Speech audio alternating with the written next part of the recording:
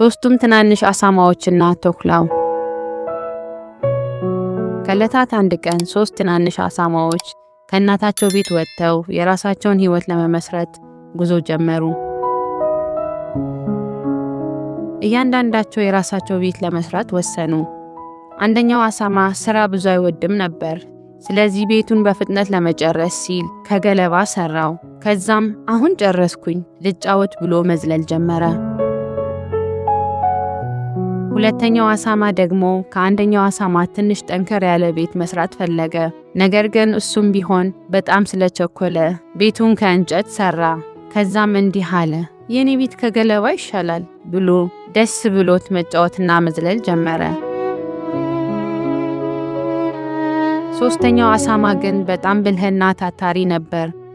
አንድ ቀን ክፉ ተኩላ ሊመጣ ይችላል ብሎ በማሰብ ቤቱን ከጡብና ከሲሚንቶ በደንብ አጠንክሮ ሰራ። ወንድሞቹም ለምን እንዲህ ትለፋለህ ብሎ ቢሳለቁበትም እሱ ግን እነሱን ሳይሰማ ቤቱን በሚገባ አጠናቀቀ።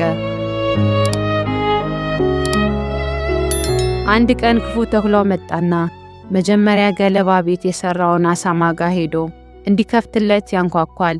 አሳማው እምቢ ሲለው እፍ ብዬ ቤቱን አፈርሰዋለሁ አለ። ከዛም እፍ ሲል የገለባውን ቤት ፈረሰ።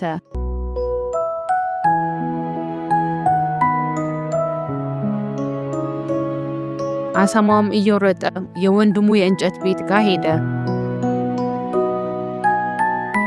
ተኩላውም ወደ እንጨት ቤት ሄዶ በሩን አንኳኩቶ ክፈቱልኝ አላቸው። እነሱም አንከፍትም ሲሉት ተኩላውም አሁንም እፍ ብሎ የእንጨት ቤቱን አፈረሰው። ከዛም ሁለቱም አሳማዎች እየጮሁ ወደ ጡብ ቤቱ ሄዱ።